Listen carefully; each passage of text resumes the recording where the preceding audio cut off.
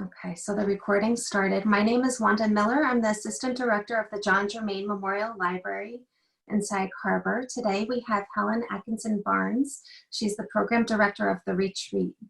We have a questionnaire that we'll go through, and after all the questions are done, if you have any questions, you're welcome to chime in and let us know.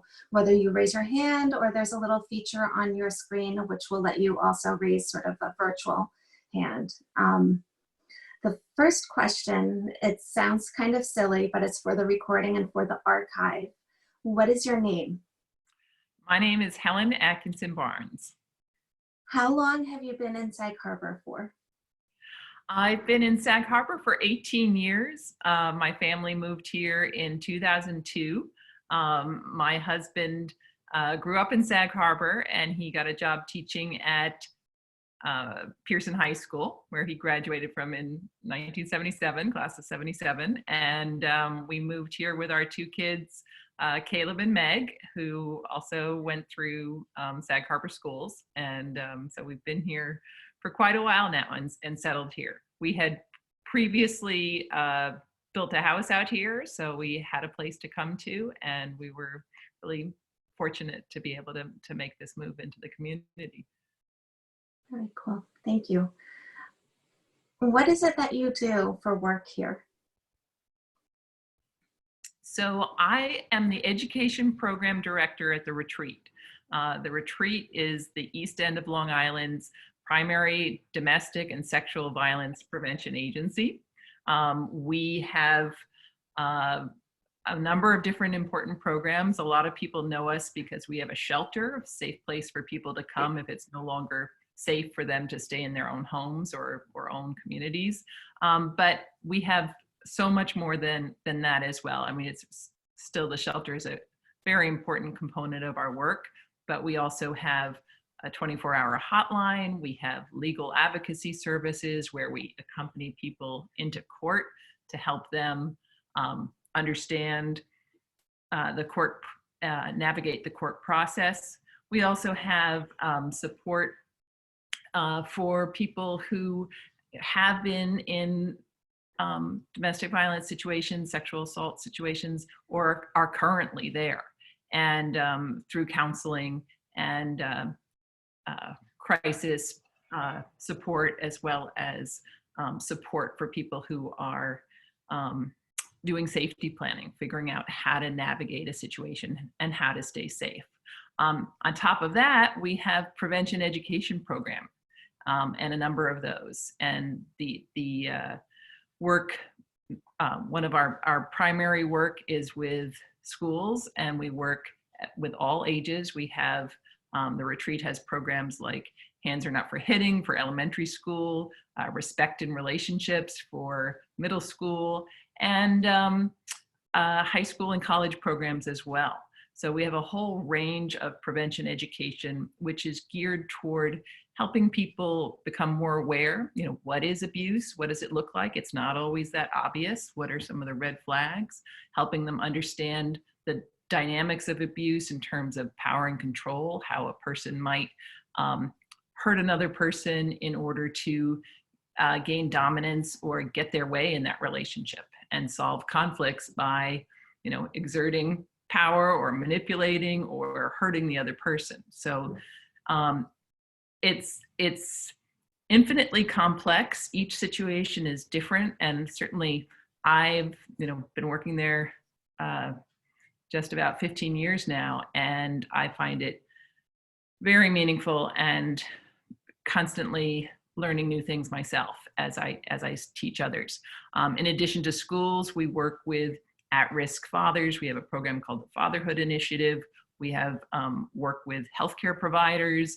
I was recently, well, just a week and a half ago, we worked with Stony Brook's Dental School, and we're shifting our programming to remote programming, but we've been going into the school for years to help them identify and respond sensitively and appropriately to patients who might present with, you know, not just teeth issues, but things like recognizing signs of strangulation or other abuse-related health impacts.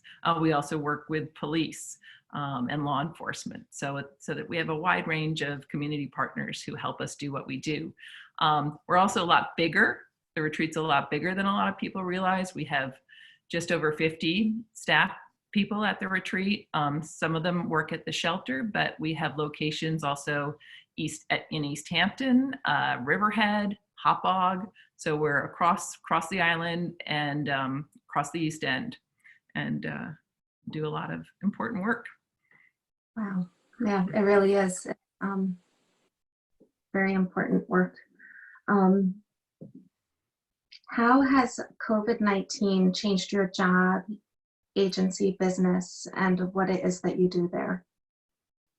So our shelter is still open. Our agency is still open.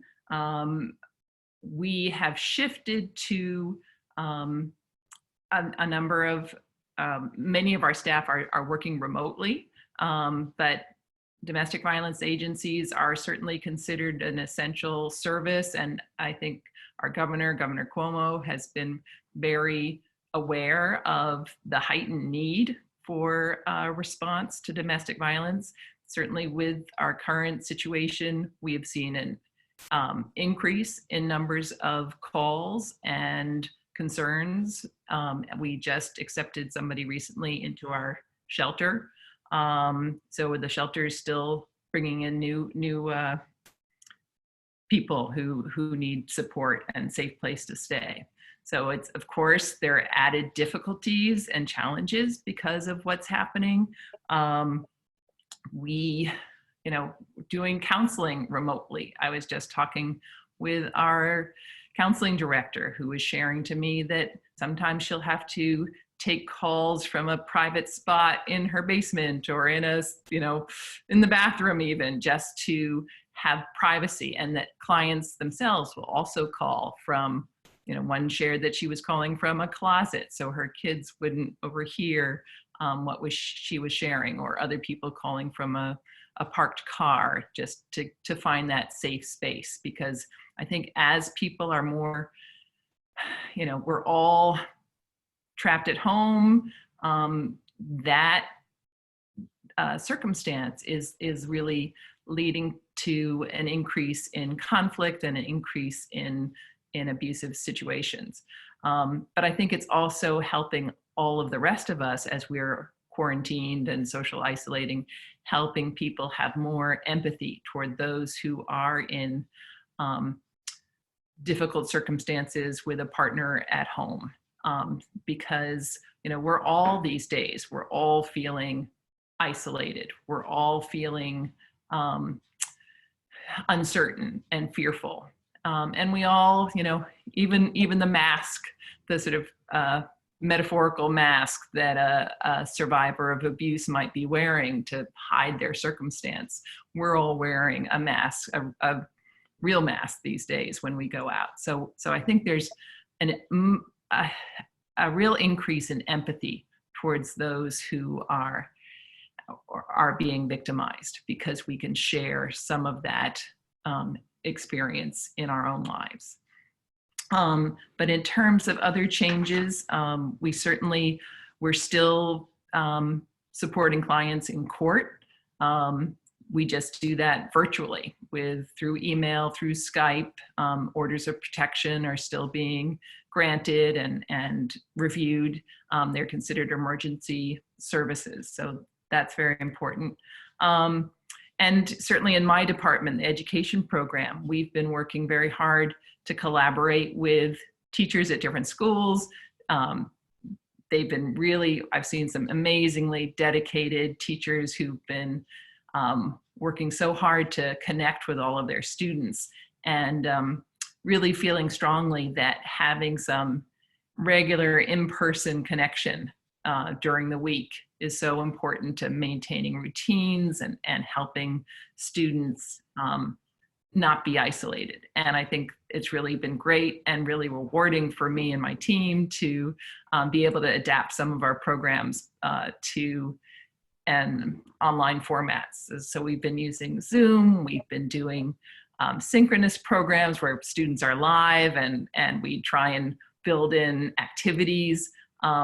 Certainly a lot of times students are not comfortable, understandably, sharing a video or even audio when they join in a classroom. So adapting to their concerns and really pushing the chat discussion or adding in polls or using Kahoot to have a fun interactive game, and keeping things fun and keeping things not too serious at this time, or focusing on positive relationship issues like listening or what are we grateful for. All of those things are really key parts of helping people establish, maintain healthy relationships at this time, which I think is so crucial. I mean, what we really are all about at the retreat is, in the prevention program, is establishing healthy relationships, helping people stay and get connected in meaningful ways. So that's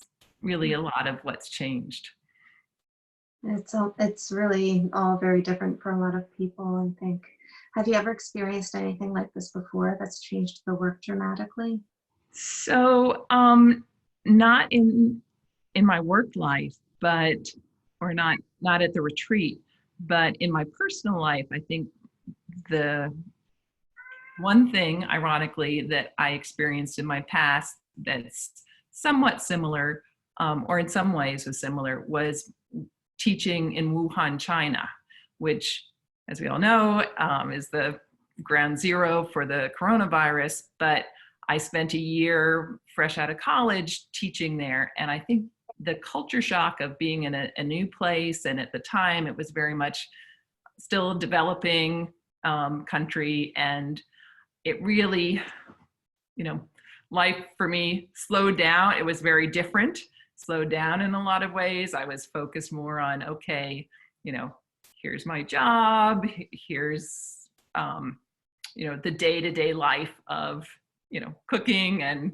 getting things. That was all made very clear because of the cultural change for me of being there. And I think there's a parallel here, as this massive change is taking place, I think all of us are sort of regrouping and saying, what are our priorities in life? What's important, slowing things down and looking more closely at, okay, I need to go shopping. What's that all about? And regrouping in our heads about how things happen on day to day. So, yeah. Thank you. How has it changed you personally as well? Personally, I feel that it's really, as I was saying, made me more aware of the day-to-day, and also more aware of, how much I'm grateful for some of the little things, just that I have a safe place to be, and family and friends that I'm connected to is so important, and those priorities. I think I have been spending more time reaching out to old friends and connecting in that way, and really valuing those connections. I think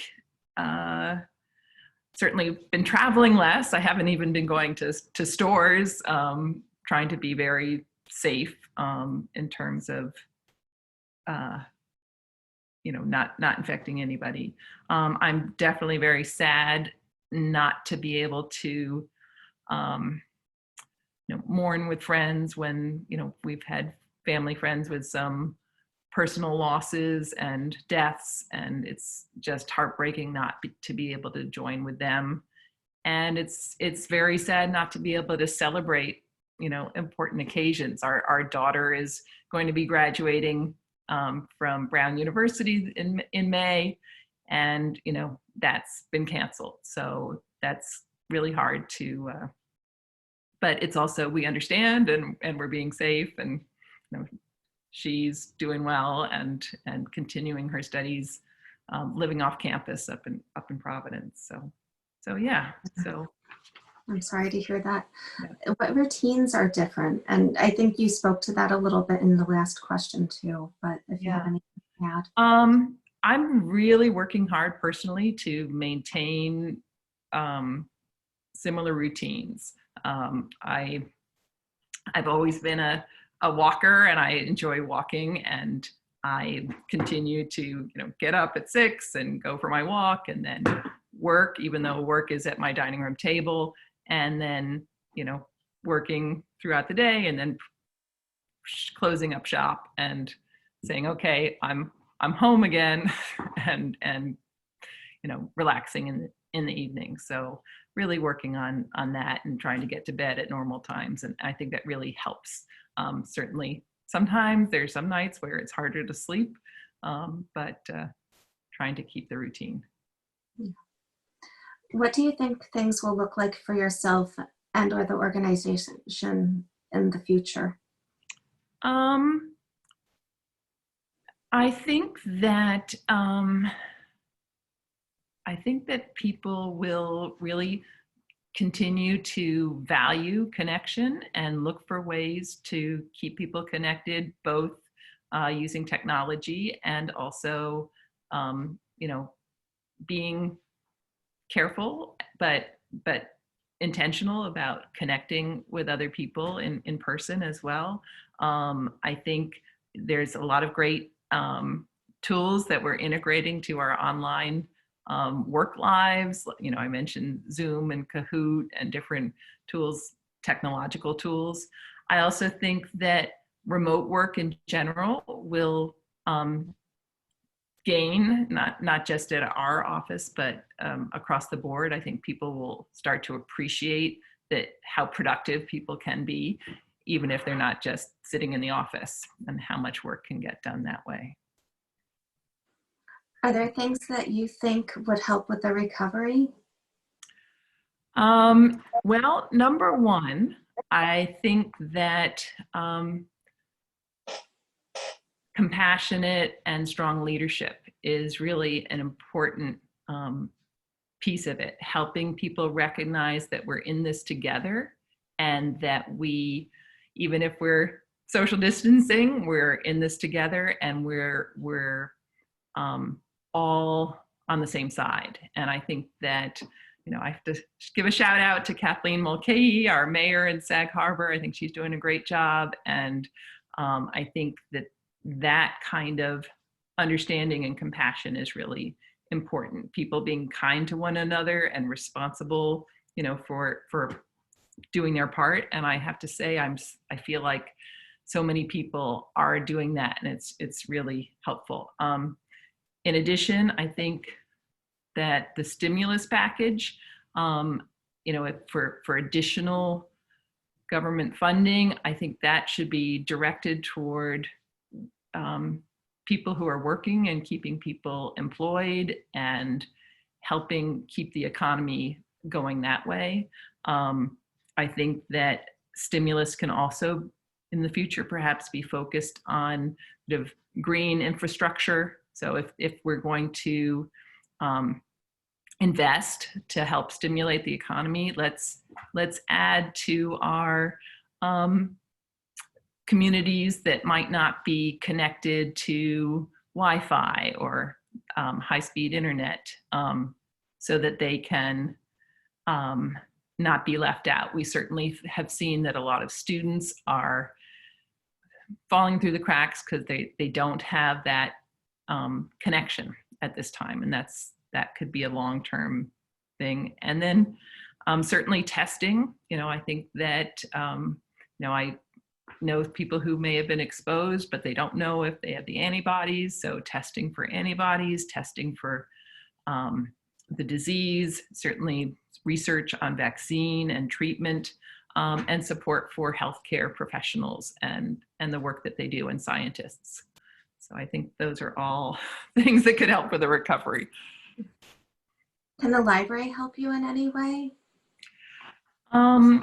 Yeah, so I think that the library is already doing amazing stuff, keeping the community connected. There's so many programs that you're offering, and you're already, I feel like I've already been reading books online through the John Germain Library over the years, and it's been fun to just last week come to know Flipster, so I can look at magazines and sort of not always be looking at news when I go on. So that's a fun thing. I think that, as I was saying before, all of your community programs like this, or like the trivia night on Friday night, which my daughter just signed up for, and my sister-in-law says is terrific. So those are really great. I think, helping people who might be falling through the cracks, who might be isolated or not connected.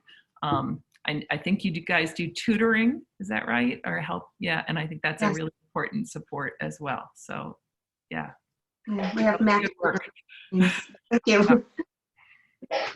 Is there anything else about the experience that you'd like to share? I do have a couple of slides that I could share with you if you're interested. Let's see. That would be great. All right. Okay, so I just wanted to show you a few of the slides that, or pictures that I took. This one is of one of our teen leadership project, teen meeting, meeting online. We have a group that formed a smaller group called the Intentional Tech Task Force. And students have been talking with parents and middle school and elementary school students about setting healthy boundaries while using technology and social media, gaming, etc. So I think that's as important as it's ever been, and really great. And you also see some of the retreats education program team up here, Courtney Highland and Denise Silva Dennis down here, and Ava Locks, another Sag Harbor resident, and some fabulous teens who've been working with us. This is one of our activities that we were doing. We did a remote workshop called Relationships in a Time of Social Distancing, and we colored in the feelings ball here. We're getting ready for Denim Day tomorrow for Sexual Assault Awareness Month, and people are wearing denim and our teal ribbons. This was the donation of masks that we just received yesterday for our shelter staff and other staff. So these were all homemade by Jolie and Mandala Yoga. So that was really lovely. And finally, here's a collage that Courtney put together with all of our staff, just helping remind people that we're here, we're open, and if people need support or help, they can always still call our hotline at 631-329-2200 for support. And just very grateful to you for letting me share that. That's really sweet. Thank you. Have there been any silver linings for you or anything that's inspired you during these times? Yeah, I feel so inspired by the generosity of so many people, of healthcare professionals. My sister's a nurse, and I know a number of people who are doctors, and they're just continuing to go in. They're dedicated, and it's just so inspiring. I think and not just healthcare professionals, but people who are still working and keeping things going. The post office, the grocery stores. I think it's just amazing. I think that certainly shout out to my colleagues at the retreat. People who are going into the shelter to keep things going and working with clients in really difficult situations. I think it's really inspiring. I think that I also want to give a shout out to teachers who are really working to keep students and communities connected that way, and the library as well. I know Sag Harbor Elementary put together virtual morning programs to keep people connected, and that's really terrific. So I think people coming together is what is a silver lining here. Thank you for sharing so much with us. Are there any questions from anyone who is with us today? Would anyone like to ask a question? And if I'm missing you, if you want to raise your hand, you can unmute yourself if you do have a question. Let's see, Beth.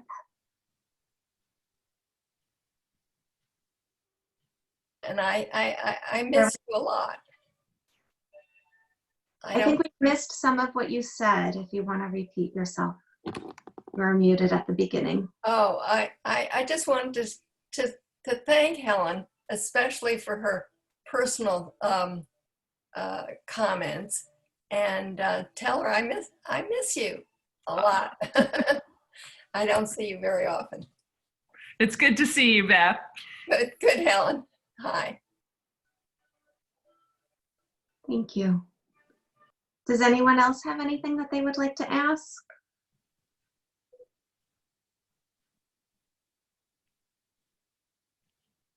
Is there anything else that you thought of before we go, Helen, that you would want to share? I'm just glad to see so many familiar faces, and thanks so much for joining in. Thank you so much for sharing so much with us, and thank you everybody for joining us. This is one for the history books, as they say. So thank you. Well, thank you, Wanda. Really grateful to you for inviting me. Thank you. You're welcome. And have a good night, everyone. Thank you, Helen. Thank you. Thanks, Helen. Thanks, Wanda. You're welcome.